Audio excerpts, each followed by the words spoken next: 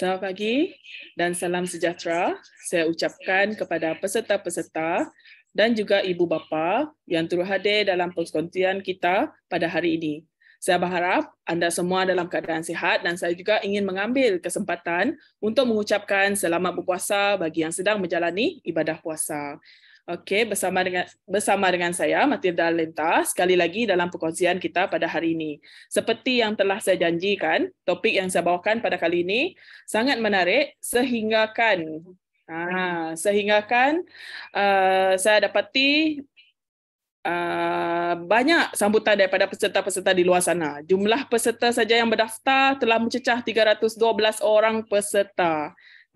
Terima kasih saya ucapkan kerana telah memberikan sokongan kepada kami selama ini, dan untuk pengetahuan peserta, kami akan menyediakan e-sijil kepada peserta yang akan mengisi borang maklum balas yang boleh didapati di ruangan komen live Facebook di penghujung program nanti. Okay. Pada kali ini, penceramah jemputan kita merupakan seorang pegawai sains pemakanan yang kini sedang berkhidmat di Klinik Kesihatan Jalan Lanang Sibu. Dan saya yakin beliau mempunyai pengetahuan luas berkenaan dengan topik yang akan kita kongsikan sebentar nanti.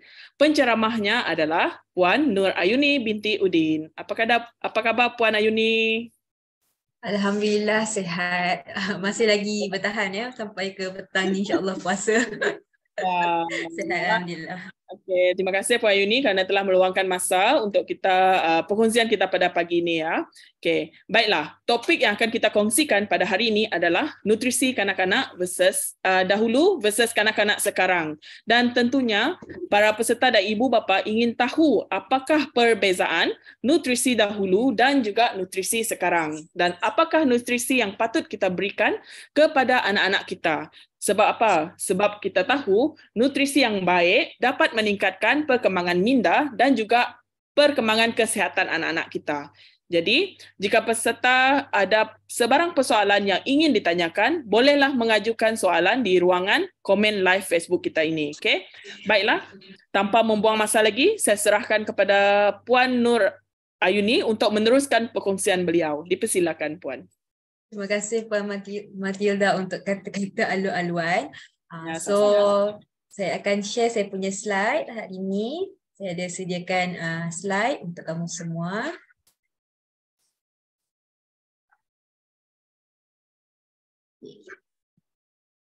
Semua dapat tengok dengan jelas ke slide kat depan ni? Dalam full screen kan? Ya, kalau jelasnya. Lepas tu macam mana suara saya, nak test suara yang audience dekat Facebook tu boleh dengar suara saya dengan jelas ke? Ke ada gema-gema ke apa kan?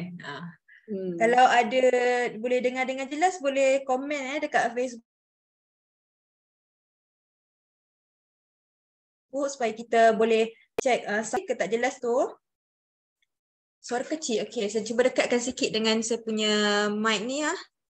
Saya dengan Facebook. Okey, suara dah okey ke sekarang? okey. Okey. So tanpa ada cakap okey. Okey, alhamdulillah. Okey. So kalau kurang jelas lagi boleh jelas tak? Sebab saya kalau boleh kita nak kongsi ni supaya semua boleh dengar lah. Okey ke? Okey.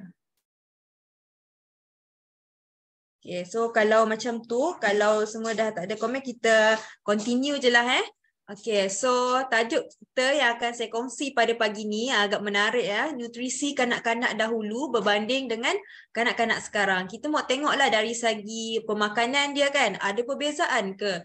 Apakah status pemakanan kanak-kanak dahulu kita banding dengan sekarang makin baik ke? Ataupun sebaliknya. So kita akan kupas pada sesi kita pagi ni. Okay.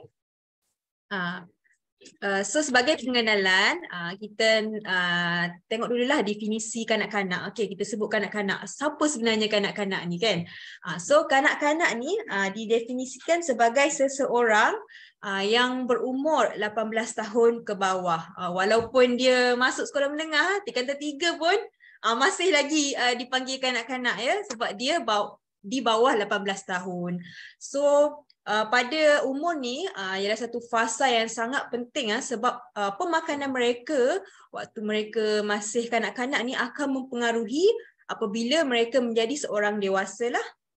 So apabila mereka dapat pemakanan yang bagus kan, cukup, seimbang, so kita dapat bendung daripada penyakit-penyakit yang tidak berjangkit sebagai contoh lah. Okay.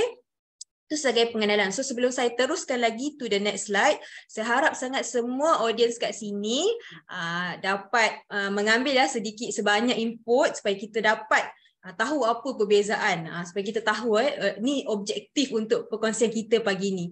So ni mungkin pada sesi ni juga saya akan share apakah pemakanan yang kita harus bagi dekat anak kita, nutrien-nutrien penting untuk anak-anak membesar.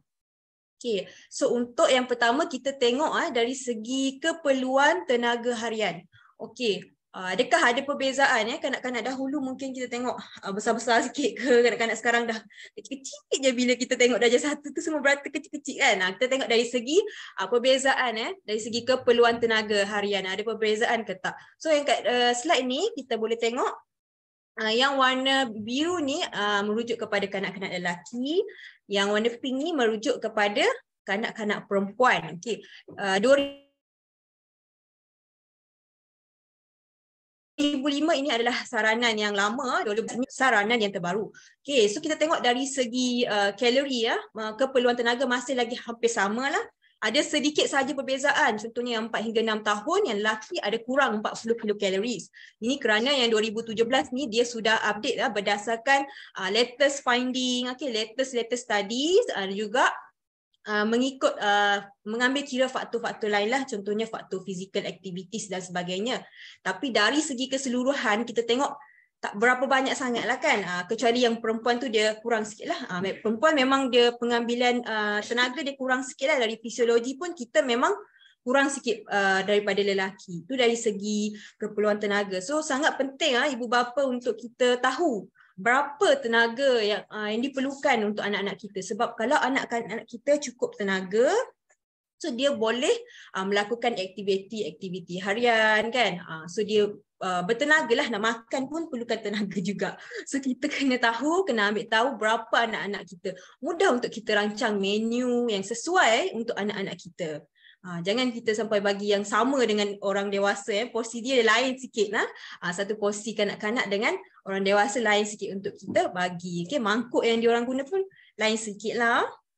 Itu dari segi keperluan tenaga harian. Okay, macam mana pula daripada status pemakanan sekarang kan?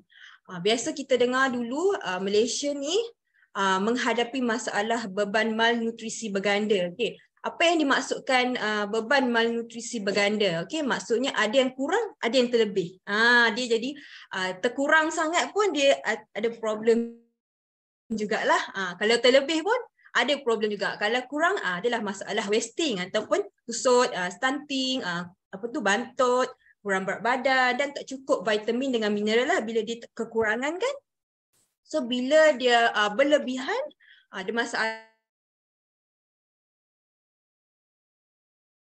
overweight, berlebihan berat badan. Ini kita kaitkan kepada chronic diseases lah, penyakit kronik, penyakit tidak berjangkit seperti penyakit jantung apabila mereka sudah menjadi seorang dewasa. Yang tu dulu kita selalu dengar beban malnutrisi berganda. Okey, yang terbaru sekarang ni mengikut report Global Nutrition, statement daripada UNICEF mengatakan Malaysia kini dah bukan double burden of malnutrition, bukan 2 je masalah dia, sekarang dah jadi 3, dah jadi 3 cabang orang cakap 3 cabang, iaitu yang pertama berlebihan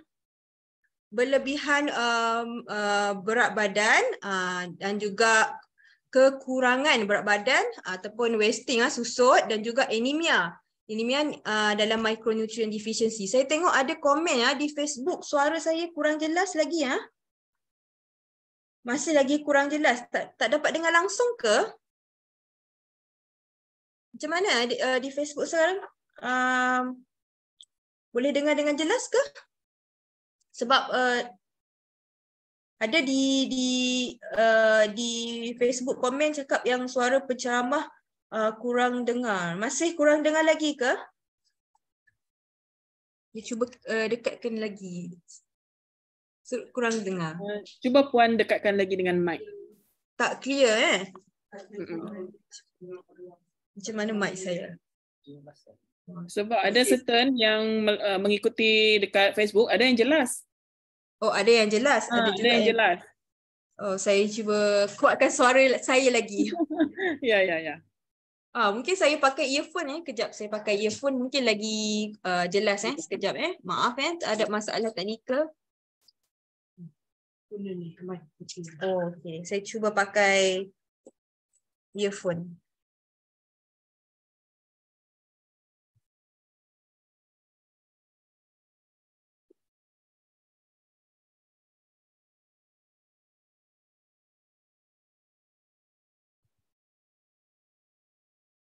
Hello. Suara okey ke suara? Suara saya okey, boleh dengar dengan jelas tak? Macam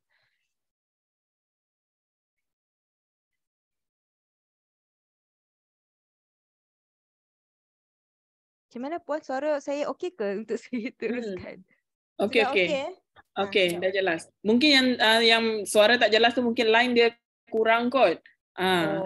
Line internet dia. Okey, boleh teruskan. Okey, so saya teruskan So sekarang ni sudah ada tiga cabang overweight, berlebihan berat badan, kurang berat badan, wasting ataupun susut dan juga micronutrient deficiency, tak cukup nutrien-nutrien yang boleh menyebabkan penyakit sebagai contoh anemia lah, orang kata lebih kenal sebagai kurang darah So sekarang ni dah ada tiga. Yang ni berdasarkan survey terbaru 2019, dia punya trend tu semakin meningkat sampai 14.1 untuk kurang berat badan ni untuk kanak-kanak di bawah 5 tahun lah. Dia lagi prevalence tu lagi banyak dekat kanak-kanak yang berada di kawasan luar bandar lah, lagi banyak yang kurang berat badan. Juga stunting, wasting, stunting tu bantut biasa kita dengar bantut-bantut pun ada trend peningkatan, dan juga wasting, susut dia punya susut tu dia punya berat badan tu terlalu rendah untuk ketinggian dia, tak sesuai dengan ketinggian juga, ada juga peningkatan. Hal ini membimbangkanlah sebab ni menunjukkan mungkin pemakanan waktu dia awal tu tidak diberi secara seimbang lah, so dia ada penyakit-penyakit yang ada kesan-kesan lah yang akan dihadapi oleh kanak-kanak tersebut.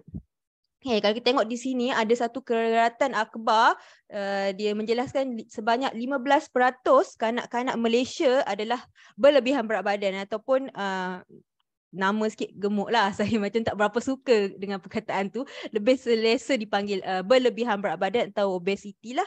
Yang ni bila masalah berlebihan berat badan atau obesity ni, dia akan meningkatkan potensi bila mereka sudah besar nanti untuk mendapat penyakit kencing manis, darah tinggi dan masalah sendi. So bila kita tahu kanak-kanak ni merupakan cerminan kepada masa depan negara lah kan. Dia merupakan pewaris kita. Okay. So kalaulah kita nampak macam ni, kanak-kanak punya status pemakanan, status kesihatan tu, kita dah boleh predict lah kan. Kita boleh jangka macam mana pada masa akan datang Malaysia. So yang ni kita kena cakna dan kita kena ambil tindakan. Bukan saja ibu bapa saja, semua pihak, semua masyarakat. That's why lah ada sharing session, CME macam ni kan. So supaya kita sedar, kesedaran tu sangat penting. Sebab dengan ada kesedaran ni kita mampu untuk ubah. Kita boleh halang lagi daripada dia menjadi lebih teruk lah. Sebagai contoh, kita boleh tukar gaya hidup kita. Sebagai contoh, bagi makanan yang lebih sihat. Okay, suara okey ke? Nampak ada yang komen lagi ni, suara tak jelas. Okay, so saya teruskan lagi. Ni fakta yang agak menarik lah. Biasa kita dengar kan, penyakit darah tinggi ni orang kata penyakit orang tua.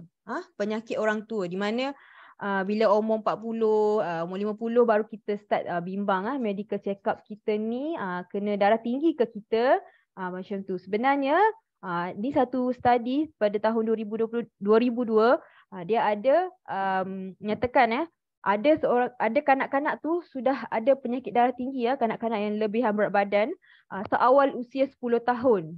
Itu sangat awal lah kan. Agak awal lah untuk umur 10 tahun. Biasa kita umur 40, umur 50 baru kita sudah start bimbang lah ada penyakit darah tinggi ke saya. So kita sangat benda ni sangat situasi yang sangat membimbangkan lah. Kita kena ambil cakna lah, dan juga kena usaha lebih lagi supaya kita dapat halang perkara ni sebelum dia berlanjutan, orang cakap. Itu dari segi fakta lah, fakta yang terbaru. Okay, tadi saya ada sebut bantut. Mungkin ada yang kita punya partisipan, ada audience yang pernah dengar maksud bantut tu, mungkin boleh komen-komen kalau kamu pernah dengar. Okay, tapi saya just explain sekali lagi apa maksud bantut. Bantut ni merupakan satu masalah pembesaran yang tidak normal. Tadi kan saya sebut bantut dari awal. Apa yang dimaksudkan bantut ni? Semua orang dia biasa dengan perkataan bantut ni. So, dia masalah pembesaran yang tidak normal akibat pengambilan makanan yang tak seimbang. Makanan tak seimbang dalam diet seharian bagi satu tempoh masa yang lama. Terutamanya pada awal-awal kita ajar dia makan tu. Tidak berapa seimbang. So, dia tak boleh bagi nutrien-nutrien yang mencukupi. Kebiasaannya, kanak-kanak yang mengalami masalah bantut ni, dia agak rendah berbanding rakan dia. Kita boleh tengoklah. Contohnya ada 5 kawan yang beratur tu, akan ada seorang yang bantut di Malaysia. Begitulah situasi di Malaysia. 1 daripada 5 kanak-kanak Malaysia adalah bantut. So bantut ni kan, dia bukan hanya orang kata dia pendek. Bukan pendek je. Okay. Dia bukan sebab dia pendek je daripada kawan-kawan dia. Ada lagi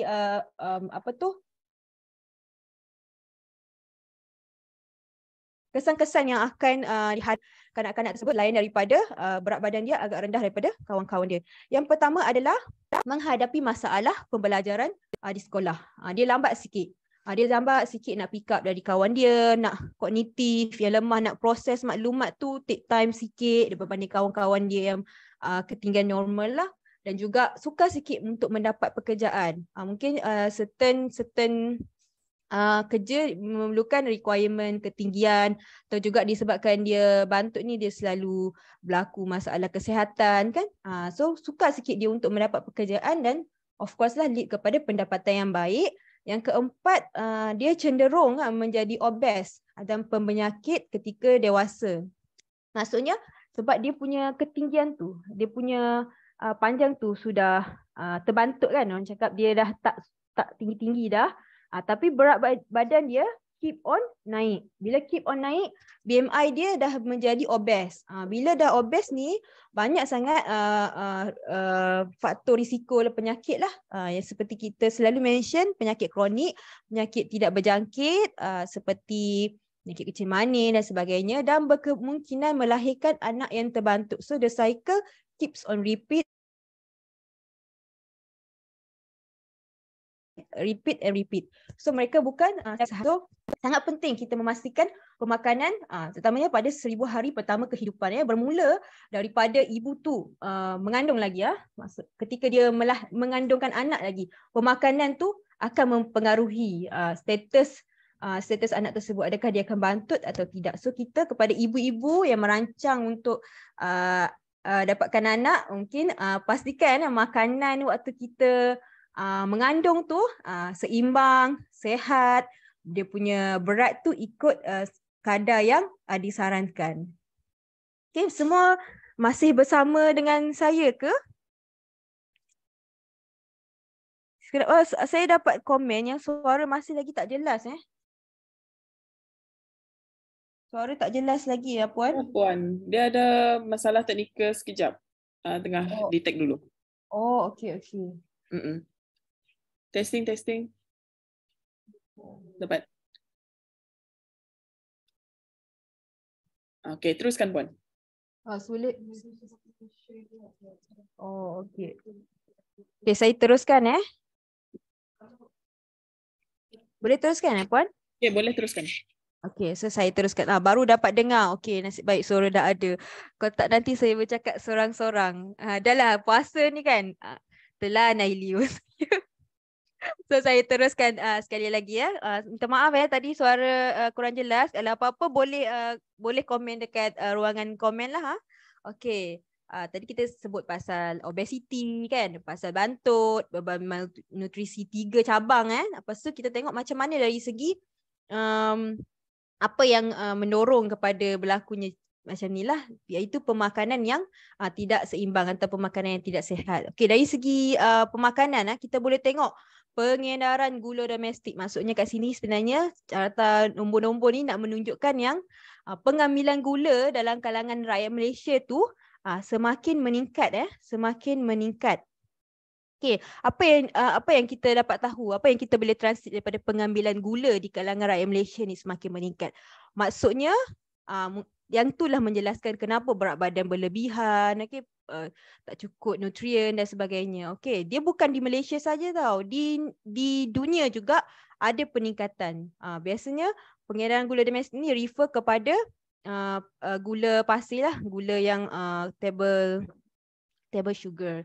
So gula ni kita kena elakkan bagi dekat anak-anak kita selalu benda-benda yang manis, sebab dia biasanya bagi kesan kepada anak-anak kita tu bukan sekadar gigi menjadi rosak bukan sekadar gigi menjadi rosak, tetapi dia bagi juga kesan kepada anak-anak kita dari segi otak dia jadi ketagih terhadap gula dan jadi mengidam. Bila dia mengidam lebih banyak gula, dia jadi mau ambil makanan yang berkhasiat. Makanan yang berkhasiat. Biasanya makanan berkhasiat ni dia tak manis macam bergula lah kan. Apple tu manis tapi dia tak adalah manis macam gula batu kan. So dia jadi tolak, dia ada potensi untuk dia tolak makanan-makanan yang berkhasiat macam tu. So kita jangan terlalu kerap bagi gula kepada anak-anak kita. Okay? Dia akan mempengaruhi dari rasa. Okay? Jadi terlalu sensitif sebab biasa dengan gula kan merencatkan perkembangan dia rasa kanak-kanak, dia tak mahu ambil makanan lain. Okey, tenaga yang ni boleh menyebabkan antara punca masalah tingkah laku dan tantrum. Ini yang terlebih aktif sikit ke kan, ngamuk semua tu kan. Perut terlebih gula juga boleh menyebabkan ketidakselesaan, mungkin ada keradangan dalam perut kita. Dan pankreas ini yang biasa kita dengar lah, kalau ambil gula terlalu banyak, okay, ambil gula terlalu banyak, jadi badan kita ni akan menghasilkan insulin. Gula masuk, insulin dirembeskan. Gula masuk, insulin dirembeskan. Tapi kalau kerap sangat berlaku, banyak kali ni dia menjadikan insulin tu resistant dan menyebabkan kesan jangka masa adalah kencing manis lah. Ada masalah sikit dari segi sensitivity insulin tersebut. So gula ni bukan setakat gula batu kita okey, tapi jangan kerap lah. Sebab kita kena limit, kena kurangkan. Tapi kebiasaan kita bukan bagi gula selalu kan, gula batu. Tapi macam mana anak kita addicted juga. Boleh kita check balik dengan makanan yang kita bagi. Sebagai contoh yang belah kanan ni, kita tengok paket-paket air kan. Yang itu kita nampak air bermalta coklat je pun. Saya tak mention lah je nama dia. Okay. Air kopi je kot. Air yogurt je pun. Tapi kalau kita tengok balik, terutama yang paket 3 dalam 1 ni, okay, memang tinggi dengan gula. So kalau kita nak bagi juga contoh minuman bermalta coklat ni, mungkin kita cuba cari option yang lebih kurang gula. Pilihan yang lebih kurang gula sebagai contoh yang kosong tu. Kita bancuh sendiri. Yang tu lagi bagus lah. Satu lagi kita bagi crackers dekat anak kita kan. Elakkan bagi yang ada krim-krim tu ya. Biasa yang krim-krim tu memang tinggi dengan gula lah. So kita kena buat recheck buat checklist balik makanan yang kita bagi dekat anak kita. Okay, semua okey semua boleh dengar suara saya teruskan tanpa kita lengahkan waktu. Okey, yang ni satu lagi sekarang ni semua siapa yang dah makan ni buat tanda-tanda. Sekarang kan musim bazar Ramadan, kan dekat bazar-bazar semua dah rambang mata. Penuh-penuh kan. Hari tu saya pergi dekat bazar yang dekat dataran tu. And dekat area Wisma Sanyan tu. Memang rambang mata kan. Lepas tu kita tengok kuih je pun kan. Sekali kuih biasa kita ambil satu keping je ke. Biasanya tak akan satu keping lah kecuali orang tu tengah kontrol kan. Okey puan. Baguslah puan ambil satu keping. Maaf lah dahaga ni. Terliur pula saya tengok kuih kat depan ni. Okay, so kuih-kuih kat bazar ni biasanya kuih kat Malaysia lah. Memang tinggi dengan gula lah kan. So kuih lapis tu okey lagi. Kuih bingka ubi, kuih donat ni yang biasa tau. Tak masuk lagi kuih-kuih yang telah diinovasi. Contohnya kuih donat ni biasa bukan yang tradisional macam ni. Dah ada toppingnya, ikut gambar boboinya. Ada banyak lah dengan pewarna-pewarna tu. Yang tu lagi banyak gula ya kawan-kawan. Ni sebagai rujukan saja. Okay, ni contoh makanan-makanan yang kita tak perasan sebenarnya kita ambil gula. Sebenarnya bukan kanak-kanak je, kita sendiri ya sebagai orang dewasa pun kena jaga-jaga terutamanya yang ada penyakit kencing manis. Okey, yang ni banyak tak? Yang tu lagi banyak daripada kandungan gula dia melalui air lah. Terutamanya air 100 plus kita rasa air 100 plus ni macam air yang sihat lah kan. Tapi sebenarnya dari segi kandungan gula dia, banyak ni kena berapa kali jogging ni nak bakar semua ni. Okay, so kita kena kurangkan pengambilan makanan dan minuman yang bergula. Ni banyak benda-benda yang tersembunyi. Even air yogurt kena hati-hati juga tak boleh selalu tiap hari bagi yogurt dekat anak. Walaupun yogurt tu bagus sebab dia ada bakteria baik, kita kena pelbagaikan sumber kalsium dan sebagainya lah, bukan bergantung pada yogurt sahaja. Ini memang semua ambil tahulah. Biasa ni gula-gula ataupun coklat memang tinggi dengan gula lah. Biasa kita dengar nama coklat. Lepas tu bila tengok dekat Google, kebaikan coklat bagi kita kurang stres. So kita ambil coklat semua ni kan. Tapi sebenarnya kalau kita tengok dekat dia punya senarai kandungan memang yang pertama kebanyakannya dia list adalah gula. Okay, so yang 3 yang pertama dalam senarai ramuan tu paling tinggi komposisi dia. Kebanyakannya memang tinggi dengan gula, kecuali dark coklat lah 85% ke 10%, 90%. Yang tu memang the first ingredient yang dia state adalah mass chocolate mass chocolate. Okay, so kita kena buat checklist ni kerja rumah kerja rumah kita check balik dekat rumah kita ada banyak ke? Kalau ada banyak kita kena kurangkan jangan bagi dekat anak kita selalu. Okay, sebab bila dia ambil makanan manis ni dia jadi kurang sikit mau makan makanan yang berkhasiat lah. Sebab makanan berkhasiat kan tak adalah manis sangat pun so kan banyak sangat produk kan tadi saya tunjuk kan, ada air ni, ada coklat ni. Macam mana kita mau tahu yang lagi bagus sebabnya kita tak boleh lari lah daripada produk makanan ni. Takkanlah kita nak buat sendiri coklat kan. Mesti kita nak beli kat kedai.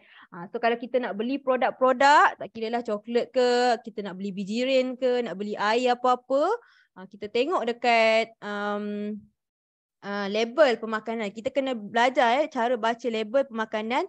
Yang paling senang kita boleh tengok ada logo HCL. Okay. Siapa kat sini audience yang pernah tengok logo kat sini mungkin boleh komen di dalam ruangan chat.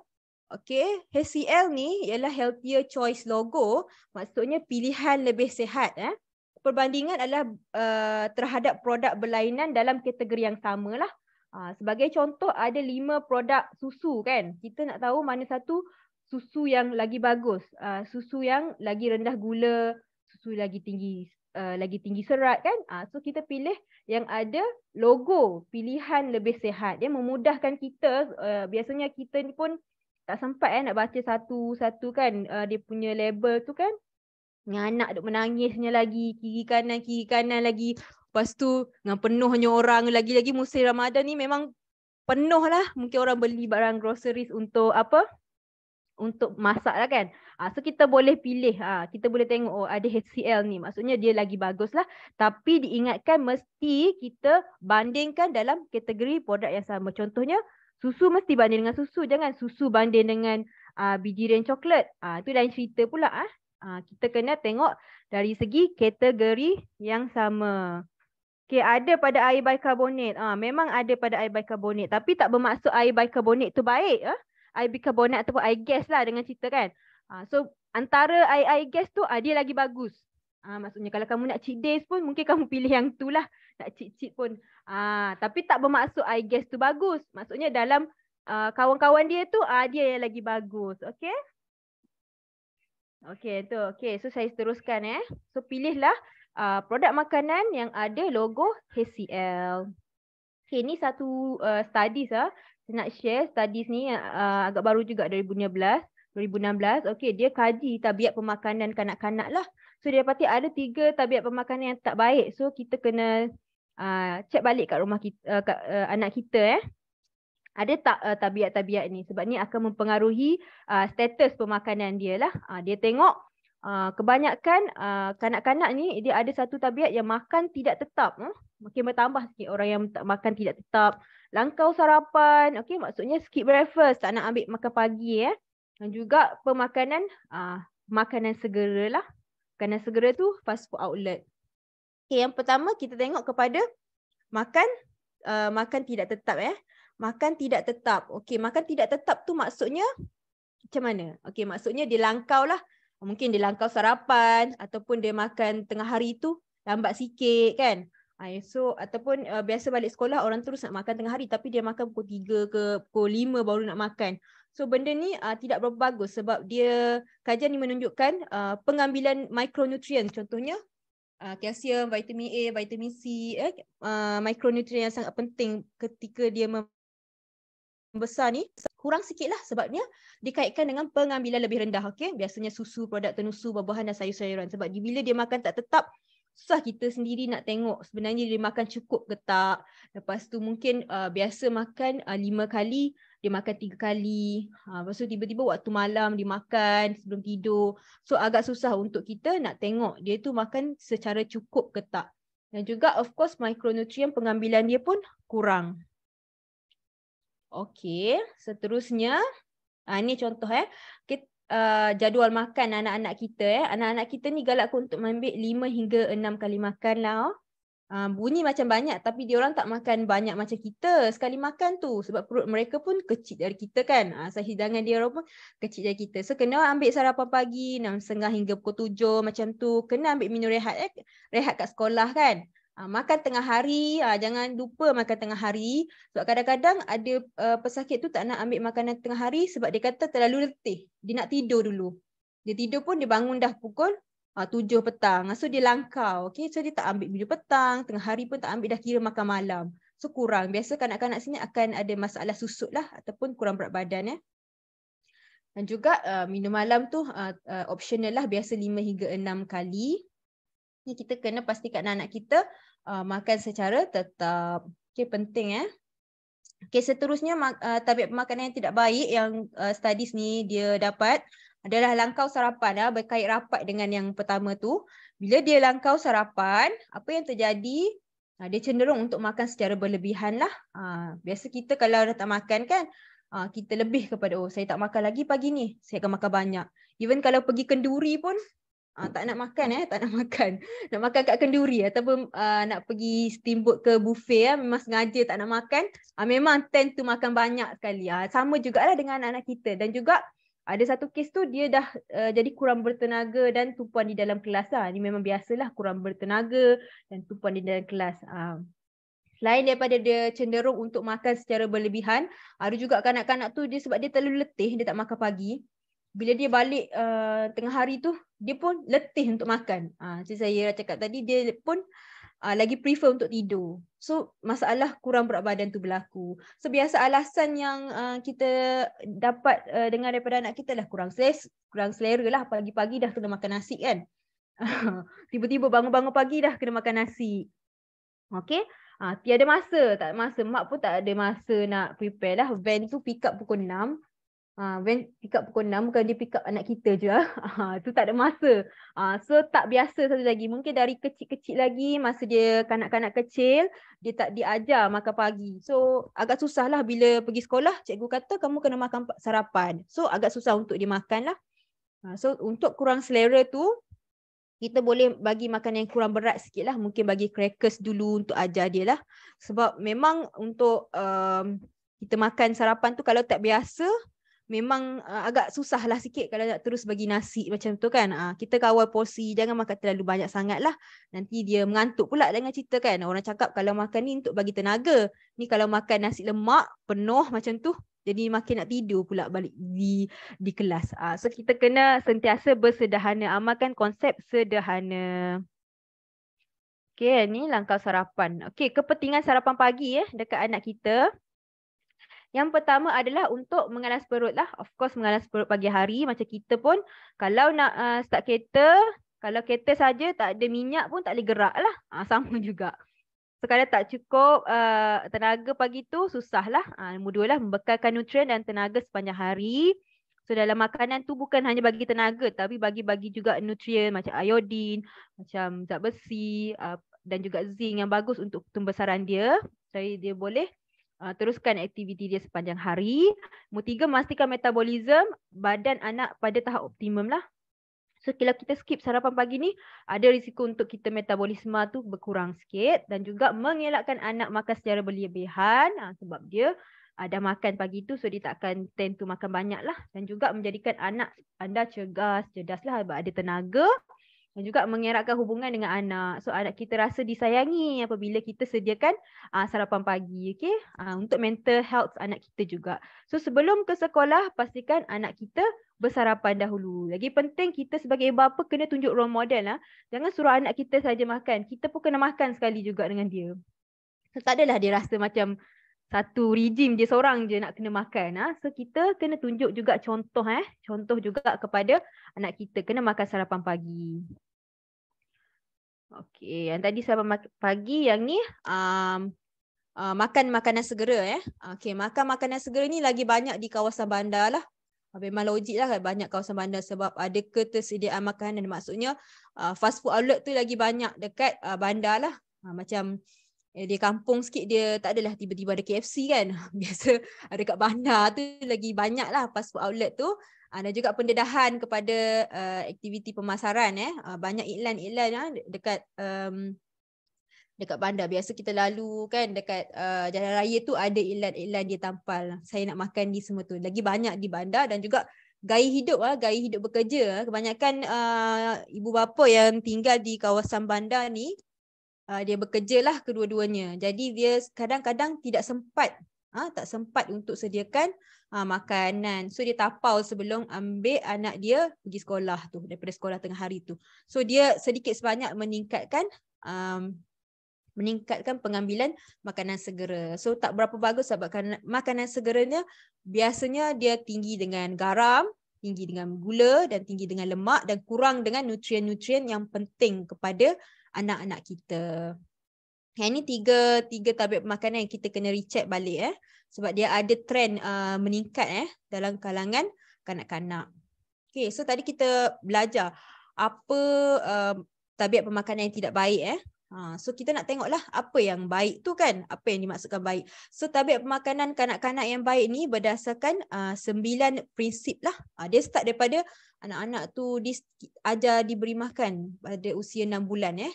Dia start pada situ lagi. Even waktu lahir tu kita kalau boleh kena pastikan anak kita ni menyusu ibu secara eksklusif. Maksudnya tak perlu bagi air mati, tak perlu bagi air kosong sebelum dia usia 6 bulan.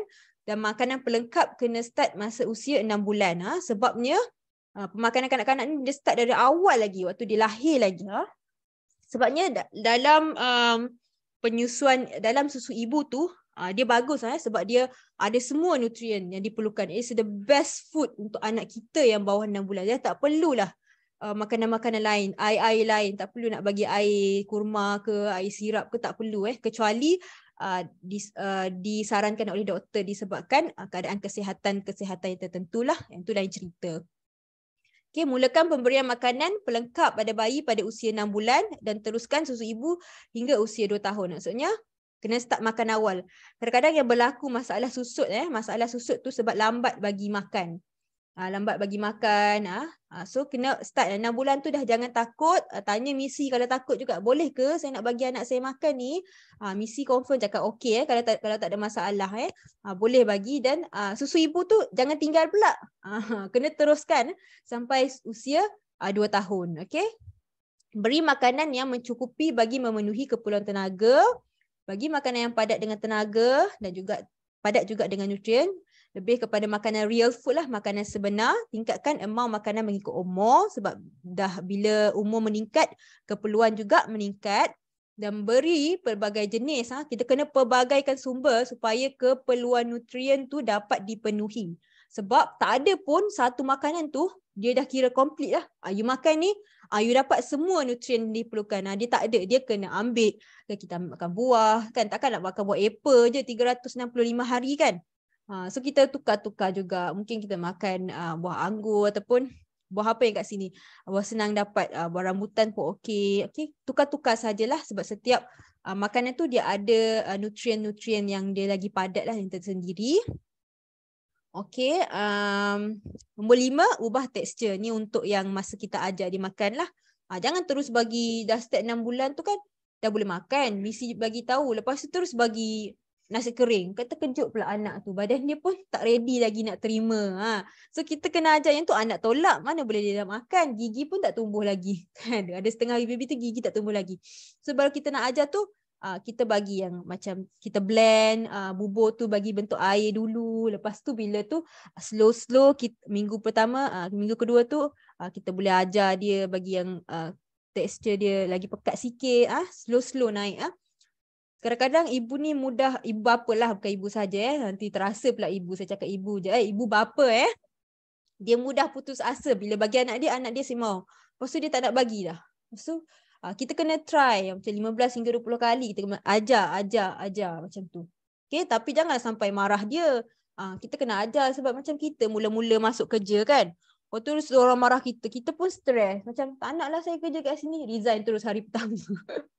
So tak lah, dia macam gitulah kanak-kanak. Kita kena ajar secara perlahan sesuai dengan perkembangan serta keupayaan dia.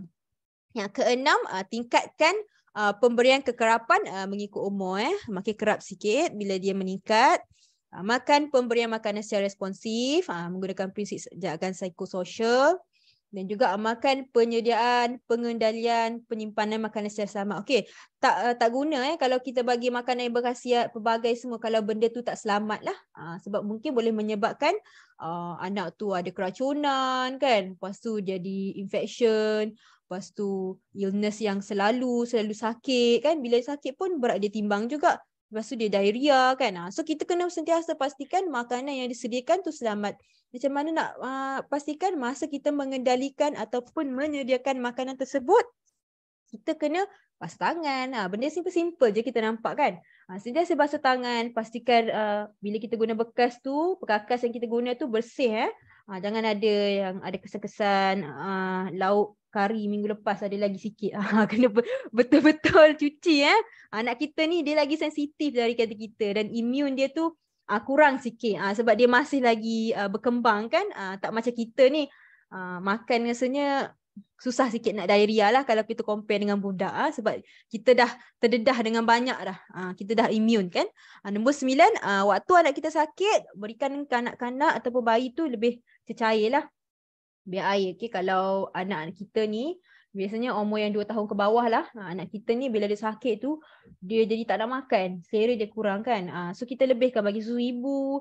Lepas tu kalau yang biasa dah bagi nasi kering tu kita bagi nasi yang lembut. Nasi yang lembut supaya dia lagi senang nak telan. Lepas tu dia sembuh tu kita bagi dengan kerap lagi makan. Kadang-kadang dia tak nak makan banyak. Tak apa, dia makan sikit pun. Asal dia makan, kita bagi kerap-kerap banyak kali lah. Kena ada jarak lah macam tu. Itu dari segi prinsip pemberian makanan dekat anak kita. So saya cover daripada usia 6 bulan lagi sebab kebanyakan anak yang susut, anak yang bantut ni sebab masa awal-awal lagi bagi makan tu dia ada slack kat situ. So kita kena tackle dari seawal usia 6 bulan tu kita nak kena cakna cara kita bagi makan dekat anak-anak kita. Okay, tips untuk tarik minat anak kita makan. Okay, macam mana pula kalau saya dah cuba dah tapi anak saya tak nak makan juga? Apakah tips yang kita boleh buat untuk tarik anak-anak kita makan? Yang pertama, kita kena pasti makanan kegemaran anak kita lah. Kita masak lebih makanan kegemaran dia. Ini terutamanya kanak-kanak yang kurang berat badan lah. Dia jadi refuse untuk makan. So kita, contohnya anak kita suka makan ayam. Kita lebihkan makan ayam, okay? Tapi tak bermaksud saya cakap, kamu bagi je ayam. Tak, kita kena pasti. Mungkin ayam tu kita campur, kita nak ajar dia makan sayur kan contoh. So kita hidangkan sayur tu bersama ayam. So senang untuk dia makan. Bukanlah saya kata kamu bagi ayam je kan. Kita kena pelbagaikan sources juga. Kita kerapkan sikit, okay? Tetapkan waktu makan yang teratur. Ini penting lah. Awal-awal lagi kita dah bincang kepentingan makan waktu yang teratur supaya nutrien-nutrien tu kita dapat beri. Dan beri hidangan kecil tetapi kerap. Okay, bagi hidangan kecil tapi kerap. Maksudnya Kalau anak-anak kita kurang makan, kita jangan paksa, jangan sampai marah-marah. Nanti dia rasa macam makanan ni satu punishment, satu hukuman pula. Dia jadi tak suka. Anak jatuh sudu sikit, marah. Jangan macam tu. Kita bagi hidangan kecil, pergi kerap. Lepas tu elak pengambilan snack berhampiran waktu makan utama lah. Kena jarak 2 hingga 3 jam. Sebab kalau kita bagi snack awal sangat, dekat sangat lah, maksudnya pukul 1 tu nak makan tengah hari, lepas tu pukul 12.45 ke pukul 12.30 tu kita kasih snack kan. Kalau kita bagi snack awal sangat, perut dia pun dah kenyang kan. Sama jugalah, kena elak juga terlalu dekat. Kena jarak 2 hingga 3 jam macam tu supaya perut dia tu bersedia lah, ada kosong sesuai untuk nak masuk makanan tersebut. Okay, another one. Makan bersama dengan keluarga dalam suasana yang gembira. Ni macam yang tadilah, jangan terlalu stres-stres, jangan marah-marah, dia serak sikit nak marah-marah, janganlah, kesian kat dia, nanti dia stres kan. So mesti dalam keadaan yang gembira. Sediakan menu bersama anak-anak ni untuk anak-anak yang besar sikit lah. Kita boleh ajak dia, mungkin ajar dia basuh sayur ke. Kena pastikan, paling penting kena pastikan selamat lah. Macam pisau-pisau tajam-tajam tu jangan bagi lagi. So bila dia sediakan menu makanan tu, dia akan bersemangat sikit lah nak makan. Sambil-sambil tu kita cerita dekat anak kita. Oh adik, kalau adik makan sayur nanti adik akan lebih tinggi, adik lagi kuat. So dia macam bersemangat sambil kita masak tu, kita bercerita. Lagi tu kita punya bonding bersama dengan dia pun makin kuat. Dia banyak sebenarnya manfaat tu kan. Tapi yang paling penting pastikan selamat dan pastikan umur dia tu sesuai lah. Dah boleh pegang semua tu kan. Jangan pula bagi yang bawah 2 tahun tu tak berapa sesuai sikit lah. Sebab tips ni tak semua orang applicable lah. Ada setengah orang tu dia boleh. So kita kena cuba-cubalah. Okay, kenakan pelbagai jenis menu baru. Mungkin anak tu sudah bosan, bukan dia tak nak makan masak kicap je kan. Cuba tukar-tukar juga tukar-tukar juga. Sebab kadang-kadang kita pun tak sempat nak masak, nak cuba-cuba resipi yang pelik-pelik pula kita jumpa dekat Facebook tu kan. Tak perlu pun makan resipi yang pelik-pelik tu. Boleh je resipi yang biasa, contohnya selain pada ayam masak kicap, mungkin ayam kari ke, tapi jangan pedas sangat kan. So kita kena pelbagaikan jenis menu baru. Ni pun sangat penting kalau kita ajar dia makan makanan baru awal. Sebabnya ini boleh menghalang dia daripada tabiat cerewet makan lah, picky eater. So kena kenalkan pelbagai jenis menu baru dan hidangkan makanan secara kreatif, menarik sikit macam tu. Tu dari segi tips meningkatkan pengambilan berat badan. Semua masih dengan saya ke dah ke bazar Ramadan ya? Semua masih dengan saya kalau masih dengan saya boleh komen masih sebab saya takut ada yang sudah ke bazar Ramadan ya. Okay, ini tips masih lagi, terima kasih tips meningkatkan pengambilan makanan anak-anak kita. Okay, tapi jangan risau ibu-ibu, kadang-kadang kita yang ni yang biasa dengar lah dengan saya punya, bila saya interview ibu kan, saya faham. Kadang ibu tu, mana ibu yang tak nak bagi makanan yang terbaik kan anak kita? Mesti kita nak bagi makanan yang terbaik. Mana ada ibu yang tak nak bagi? Kalau nak beli baju pun pilih baju yang mahal-mahal je kat anak kita, yang terbagus kita zaman dulu pun tak ada kan. Kalau anak kita bagi makan sekali sebagai contoh, lepas tu dia tolak kita jangan putus asa. Okay, kita keep on bagi, try dulu 15 hingga 20 kali tau, nak ambil masa untuk kanak-kanak tu terima. Kalau dia tolak tu bukan anak saya tak makan nasi lah, dia makan mi je. Jangan. Ada yang selalu saya jumpa adalah bila anak dia tak nak makan nasi kan, dia pun bagi makanan yang makanan macam mi lah. Kalau mi sebenar tak apa, ni mi segera macam tu. Yang tak berapa bagus untuk anak kita. Jangan bimbang kalau anak kamu tak nak makan tu, dia sedang belajar apakah rasa tersebut. Jangan terus sedih macam tu, terus putus asa. Kita kena selalu kena berusaha lah. Tapi kalau juga ada kemusykilan apa-apa, tak apa. Boleh tanya misi kat klinik. Kalau misi rasa perlu jumpa PSP, nanti dia akan refer kepada PSP dekat klinik kesihatan tersebut. Kita cuba dulu. Jangan terus putus asa ibu-ibu dan ayah-ayah. Bukan ibu saja. Okay, sebenarnya berapa banyak anak saya perlu makan ni? Kan? confuse kita kan. So sebenarnya untuk seharian ni untuk saya fokus 1 hingga 3 tahun lah.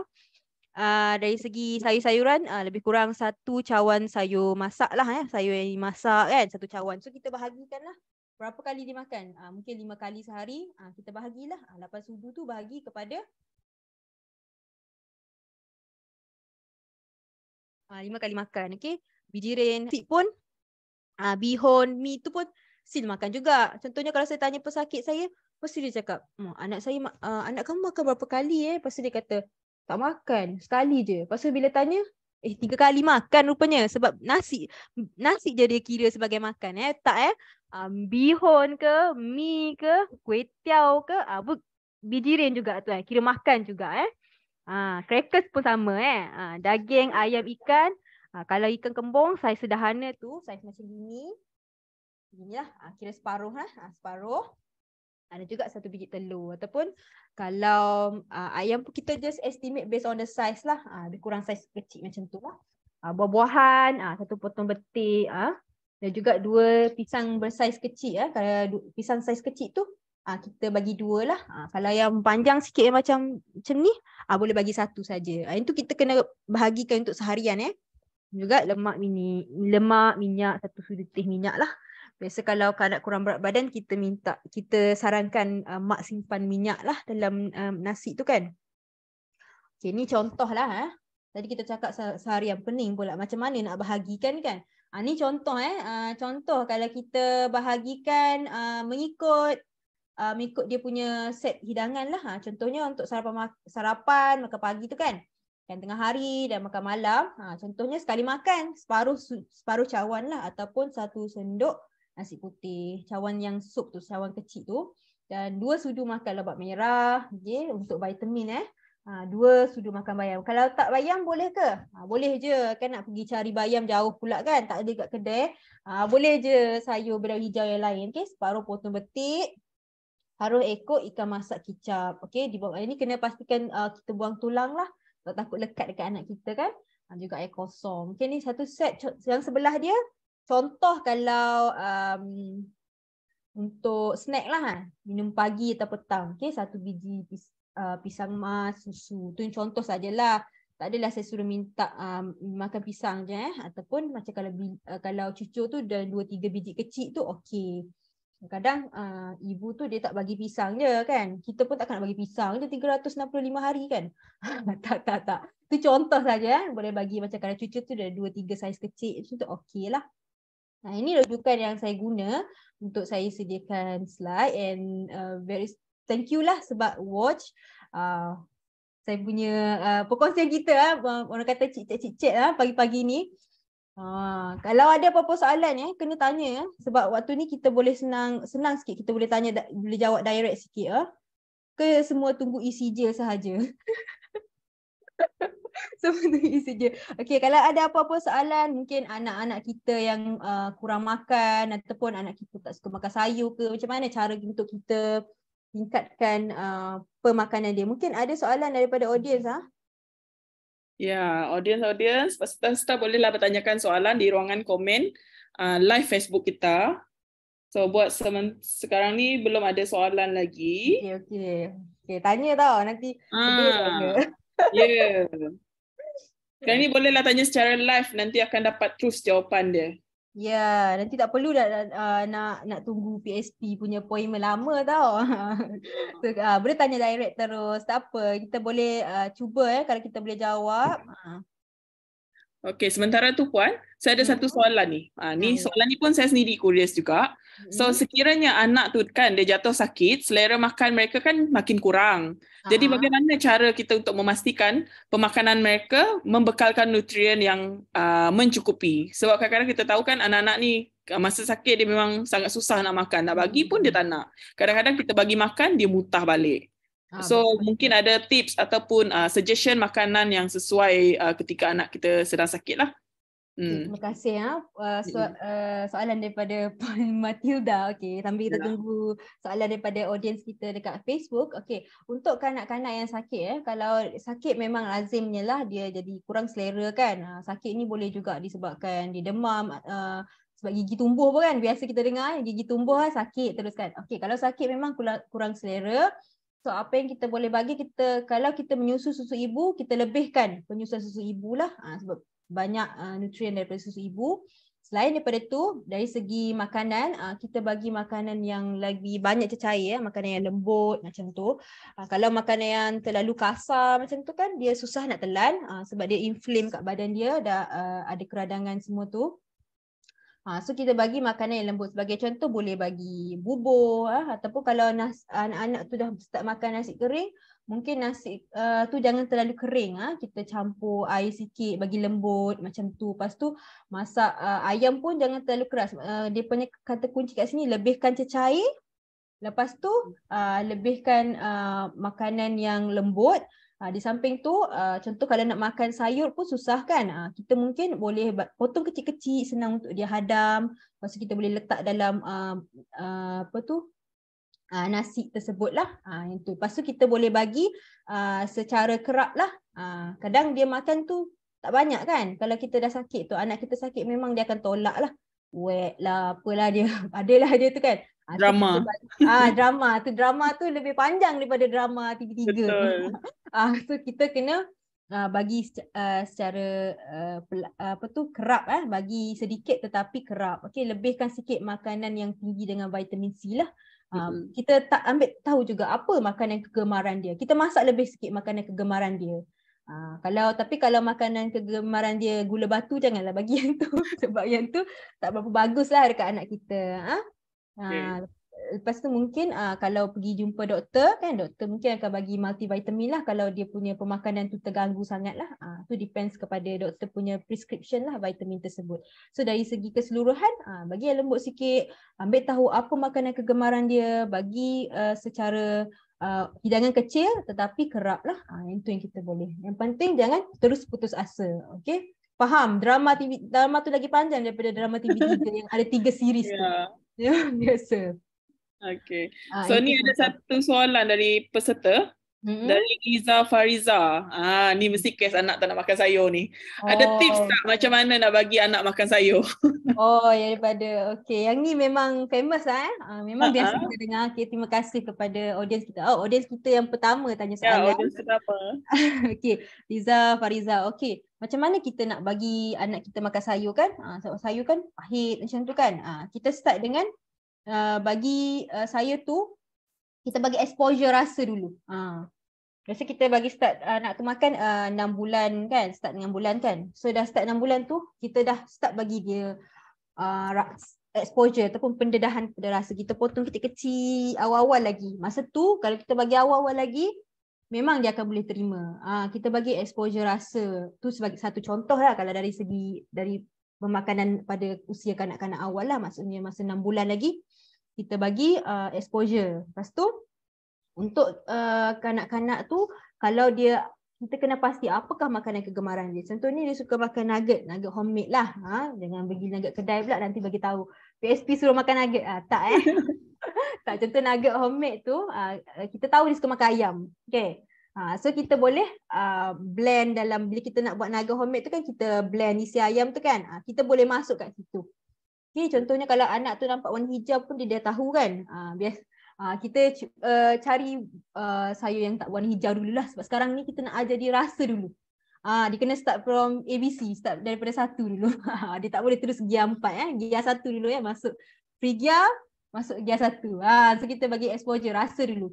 Kita hidangkan bersama makanan kegemaran dia. Lepas tu kalau satu lagi yang senang, kita masuk dalam cucur kan. Cucur tak nampak kan, cucur tu tak nampak. Lepas tu boleh juga kita potong dalam bentuk yang menarik lah.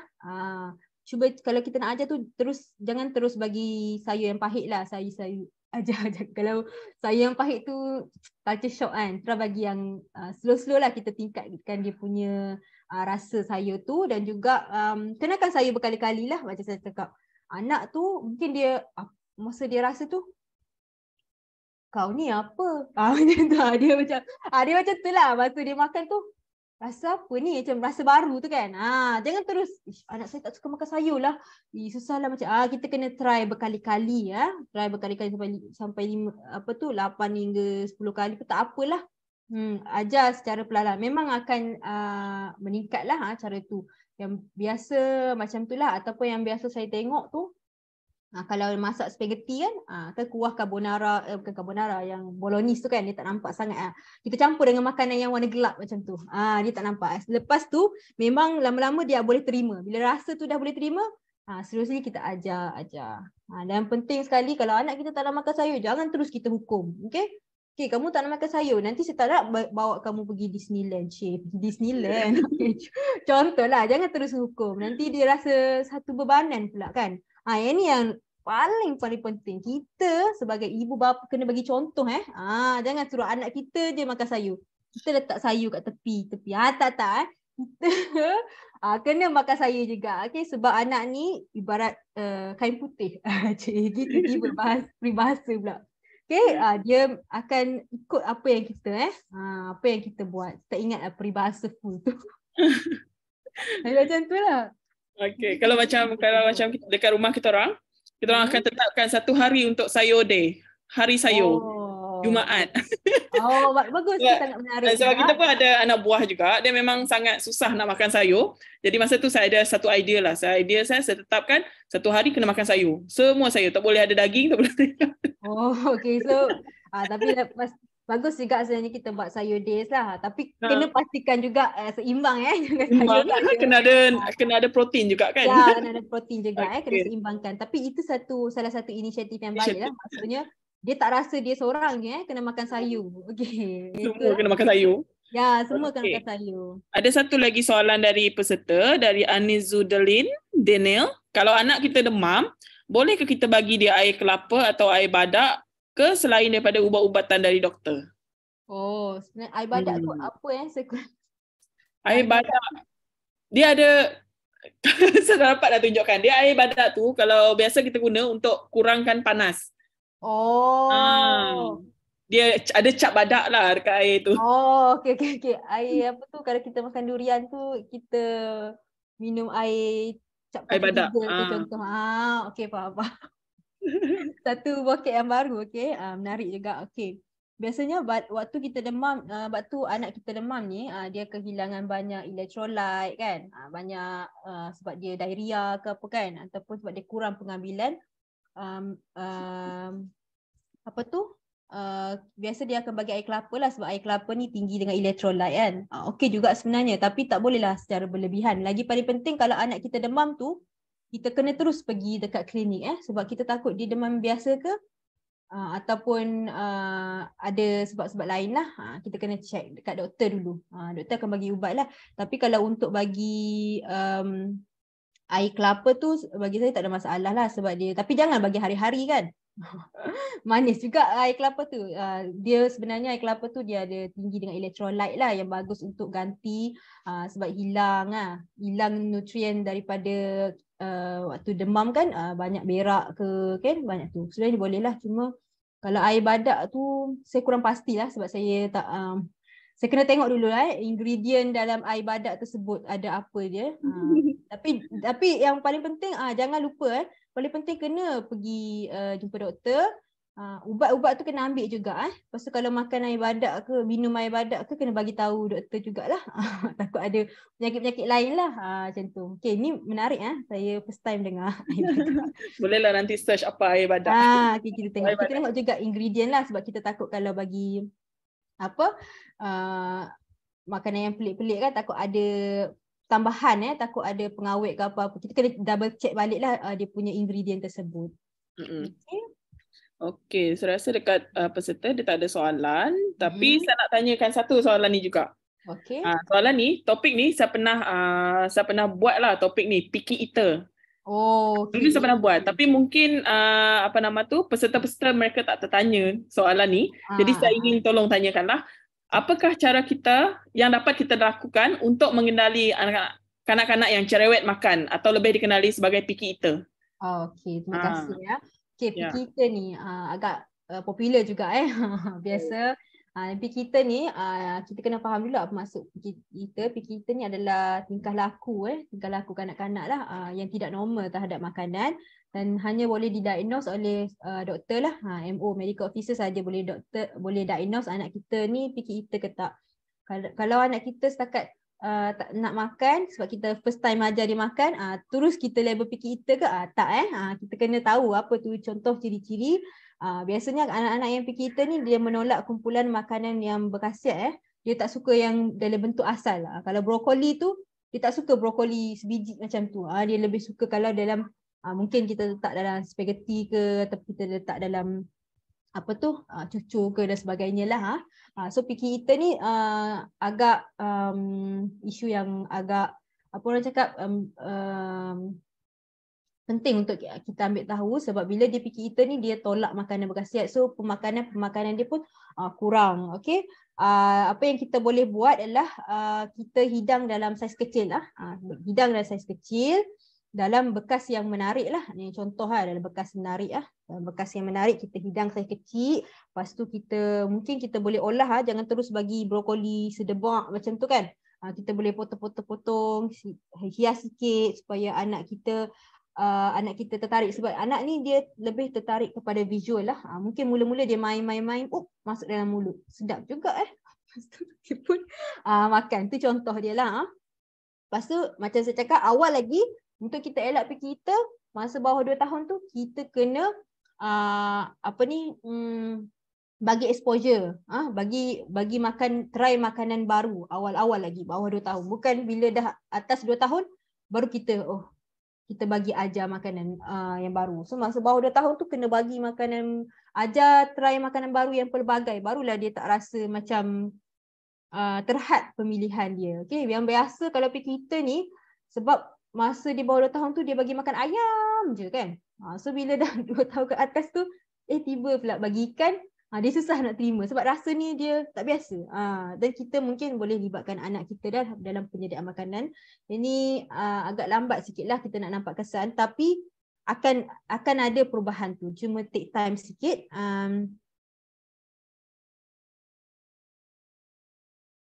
Dan juga campurkan makanan yang gemar sekali lah. Macam saya cakap homemade nugget. Dia lebih kurang je dengan meningkatkan pengambilan makan. Itu tu. Tapi saya faham lah sebab dia tidak berlaku secara overnight kan. Dia ambil masa sikit lah. So ibu bapa juga kena bagi role model lah. Kita pun kena tunjuk yang kita ni tak memilih. Okay, picky eater ni memang agak susah untuk kita tackle. Tapi apa yang kita boleh buat, kita cuba untuk hias, bagi menarik. Lepas tu kita kena pasti dia picky eater tu kalau dia tak suka dalam bentuk sedebak macam tu, contoh brokoli tak suka sebiji macam tu, kita boleh try masukkan dalam potong kecil-kecil lepas tu masukkan dalam makanan. Mungkin agak susah tapi at least sekurang-kurangnya dia dapat nutrien tersebut. Lama-lama dia akan biasalah. Sebab picky eater ni biasanya berlaku waktu dia umur 2 hingga 5 tahun lah. Yang kebiasaannya berlaku pada umur 2 hingga 5 tahun dan peak dia biasanya umur 3 tahun lah. Biasanya bila dah 5 tahun ke atas tu dia boleh try menerima lah. Contohnya bila dia pergi sekolah kan. Dia pergi sekolah dia tengok kawan dia makan, dia akan cuba. Sekurang-kurangnya kita dah bagi exposure kat dia awal, dia boleh terima lah. Itu secara general lah picky eater ni. Saya nak share satu lagi. Sorry, saya potong pula.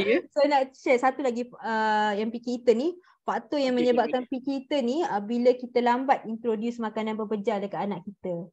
Kita lambat bagi real food dan kurang introduce makanan yang pelbagai, terutamanya bila kanak-kanak tu umur 2 tahun ke bawah kita kurang macam ayam dia memanjang kan. Dia susah nak terima bila makanan baru dan juga suasana makanan tu mungkin tidak ceria. Okay? Mungkin stres, terjatuh sudu pun dah kena marah. Jangan macam tu. Itu kita kena boleh elak lah. Itulah harapnya dapat menjawab soalan. Ni dia ada situasi juga ni dari Amira Natasha pasal picky eater tadi lah. Ni pun so dekat sini dia nyatakan anak dia berumur 7 tahun, berat dia 13 kilo, tak pernah naik dalam masa tempoh 2 tahun. Makan cuma fries yang bergaram saja, junk food, sweet, cracker, susu, tak kerap. Satu hari 2-3 botol dalam 250 ml je. pernah cuba stop makan yang dia makan selalu tapi tak berkesan juga dia kata. Jadi nasi dia tak makan langsung, ayam, ikan, sayur semua tak nak makan sejak umur 2 tahun. And then semasa umur dia 6 bulan dulu, beliau pernah memperkenalkan bubur kosong lah, makan just beberapa sudu saja. Lepas tu beralih kepada Nestem, sama juga. And then pernah refer doktor semasa check up, vitamin yes dia makan, tapi doktor sendiri cakap tak dapat juga kalau bergantung dengan vitamin saja. Pernah selitkan beberapa butir nasi dalam fries dia, tak jalan juga, dia mutahkan balik. So tu adalah situasi kepada peserta kita, Amira Natasha lah. So dia nak minta tips juga. Okey, faham. So maksudnya anak dia tu makan fries dengan apa tadi sebab audio tiba-tiba lagging? Makan fries yang bergaram sahaja, junk food, sweet crackers dengan susu. Tapi tak kerap lah, dia kata satu hari dalam susu dia dalam 2-3 botol, 250 ml je. 2-3 botol, 250 ml. Lepas tu dia lebih kepada maksudnya junk food lah kan? Dia tak nak food, makan ya. makanan. Kalau dia macam tak dapat nak stopkan. Faham. Okey, kalau macam ni, nombor satu, kita kena tengoklah fries tu kan, satu dia kata fries bergaram kan. Kalau selain pada fries tu dia tak makan ke? Contohnya kalau macam kita nak ajar makan nasi kan. Mungkin nasi tu kita boleh buat lempeng ke, bentuk yang menarik lah, bentuk yang dia rasa macam benda tu bukan nasi. Kita boleh ubah balik.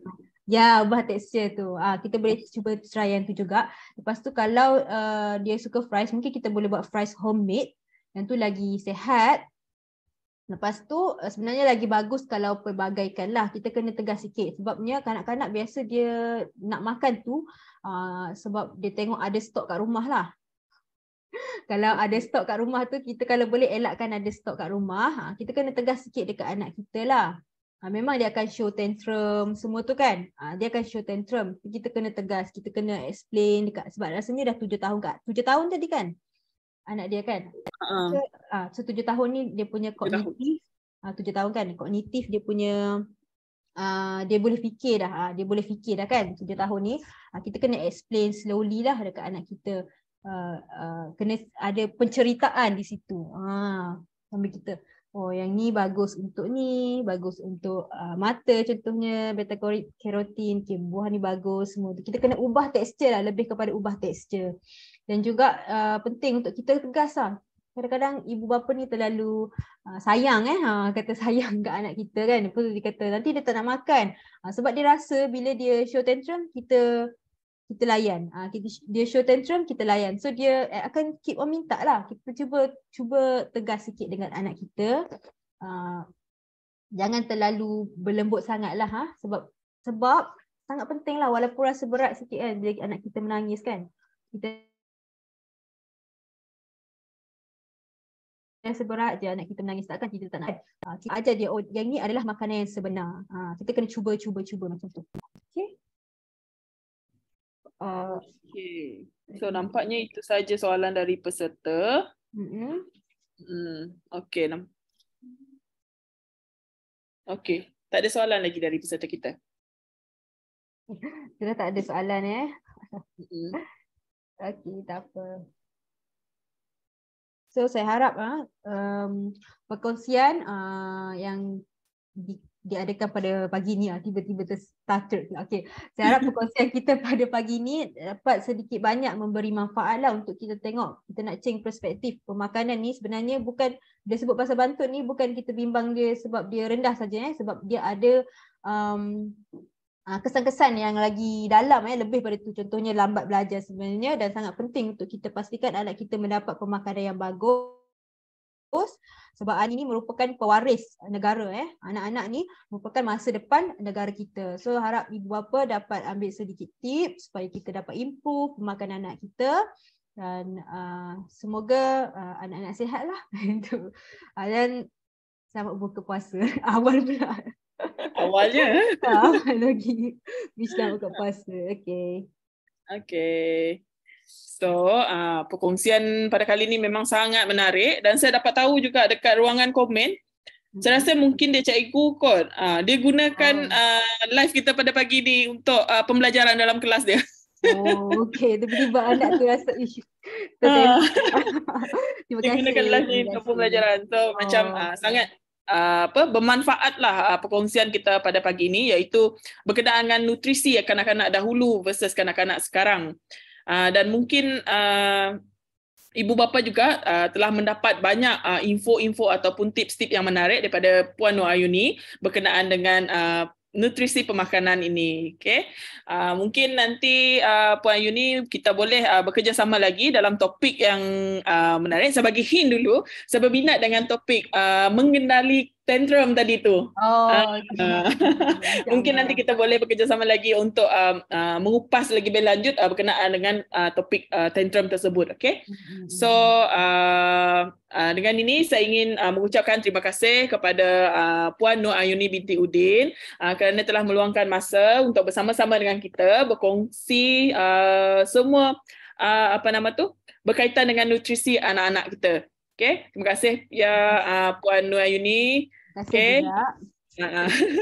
And then saya ingin maklumkan dekat sini untuk peserta-peserta yang yang mengikuti live Facebook kita, pastikan anda mengisi borang malu balas yang telah dipinkan di ruangan komen. Jadi dekat situ siapa-siapa peserta yang telah mengisi borang maklum balas tersebut, kami akan menyediakan e-sijil berbentuk e-sijil. Kami akan emailkan kepada tuan-tuan dan puan-puan sekalian. Okay? Dengan itu, saya ingin mengucapkan terima kasih juga kepada peserta-peserta kita kerana telah meluangkan masa untuk bersama dengan kami, mendengar perkongsian yang sangat bermanfaat, dan diharap pada topik yang akan datang kita akan menerima